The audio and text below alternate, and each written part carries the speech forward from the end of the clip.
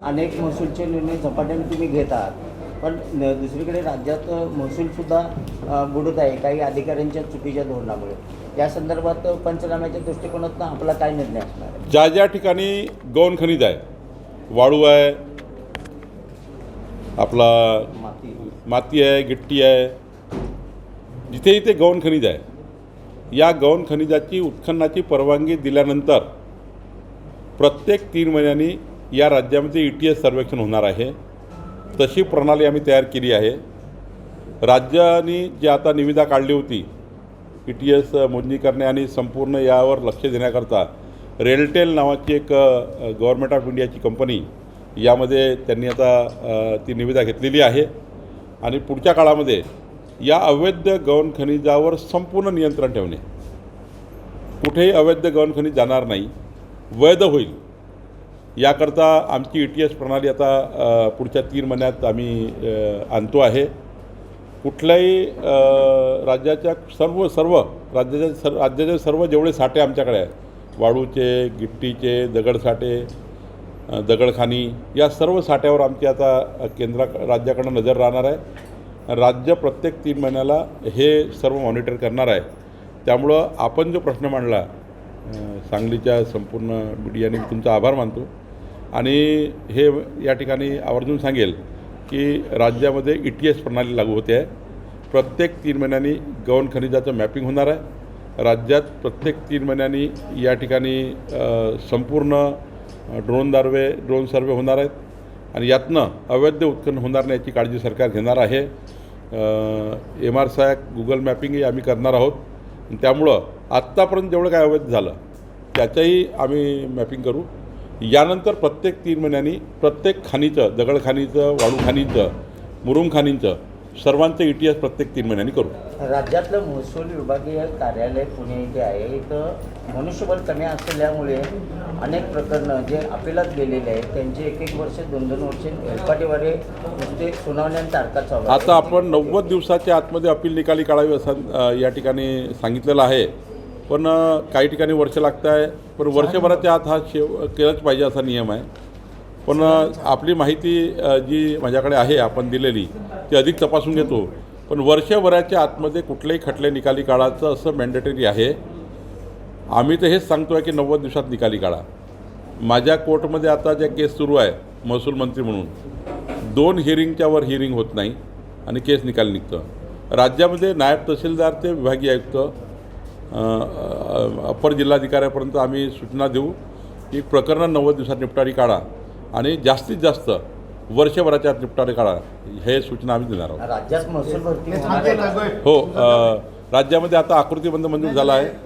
राज्यामध्ये मुद्रांक अधिकारी, भूमापन अधिकारी आणि महसूल विभागाचा आकृतीबंध मंजूर झाला आहे.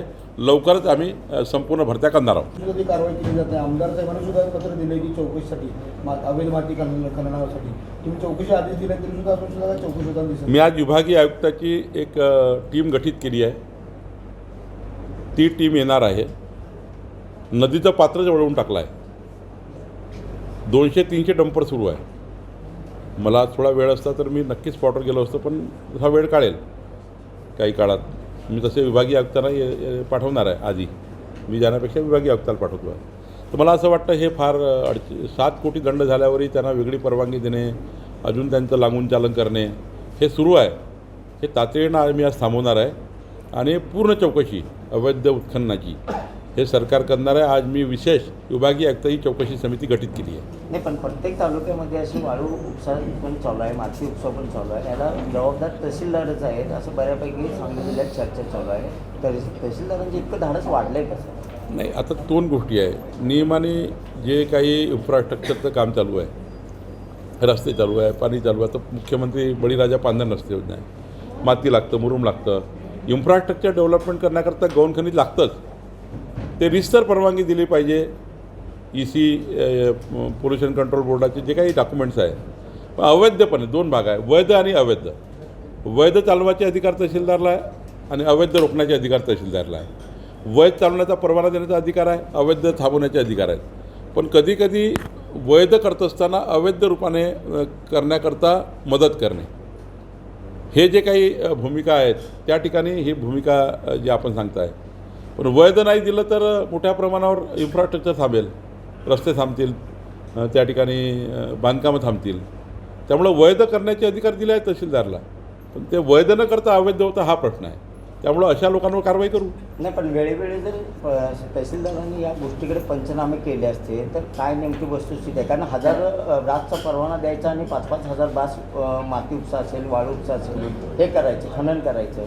मग हे कुठं तर चुकीचं वाटत नाही का? आपला जेवढा परवानगी दिली आहे तेवढंच उत्खनन आवश्यक आहे. त्याचं ETS सर्वे करावं लागतं. तहसीलदारला प्रत्येक महिन्याचा ETS सर्वे करावा लागतो. ETSमध्ये दिसतं किती अवैध उत्खनन केलं. MRSACवर दिसतं, गुगलवर दिसतं. जर तुम्ही 2 महिन्यापूर्वी जर त्या स्पॉटचं गुगल मॅपिंग केलं किंवा MRSAC केलं, तुम्हाला MRSACच्या नकाशात तेव्हा काय होतं आणि आत्ता काय आहे हे कळतं. सोपं आहे. आता तर तहसीलदारला स्पॉटवर जायची गरज नाही आहे. तुमच्या मॅपिंगवरच कळतं, ETS सर्वेवर कळतं. पण ETS सर्वे करायचं नाही, MRSAC चेक करायचं नाही, गुगल सर्वे करायचे नाही. आणि त्यामुळं नुसतं त्या ठिकाणी हात मिळवणी करून जर करायचं असेल, त्यामुळं असे प्रकार घडतात. पण ज्या तहसीलदारला इमानदारीने काम करायचं त्याच्याकडे तीनही भूमिका आहे. ETS आहे, आपला MRSAC आहे आणि गुगल मॅपिंग आहे. ते न करता असे अवैध उत्खनन केलं आहे, त्यामुळे त्याच्यावर कारवाई करणार आहे. कराडच्या निकटवर्ती शेळके यांचा अपघात झालेला आहे. यांच्याकडून असं सांगण्यात येते की कराडची चौकशी सुरू असताना जाणीवपूर्वक घातपात झाला आहे का याची चौकशी करावी. आता सिरियस बाब आहे की असा अपघात किंवा जे काही झाला आहे त्यावर आता SIT आहेत, आपली जी रुटीन SIT आहे. पण यावर अधिक या घटनेची चौकशी करणे याबद्दल मुख्यमंत्र्यांनी सूचना दिलेल्या आहेत. आणि या घटनेमागे कोणी आहे का किंवा ही घटना दुर्घटना आहे किंवा अजून काही आहे याबद्दल सरकार त्याच्या खोलात जाईल. बीड जिल्ह्यातले तहसीलदार होते, अपघात मी आज त्यांच्याकडे जाणार आहे. सुपुत्र होते, तर त्यांच्या अपघाताला काही संशय व्यक्त केला नाही, त्यांचं आज मला निवेदन आले आहेत की संशयास्पद आहे. तर मी आज त्यांच्याकडे भेट देणार आहे. त्यातनं मला अजून काही अधिक माहिती मिळेल. कुटुंबाची भेट घेतली. मी जातो आहे कुटुंबाची भेट घेण्याकरता. सर्वांचे धन्यवाद.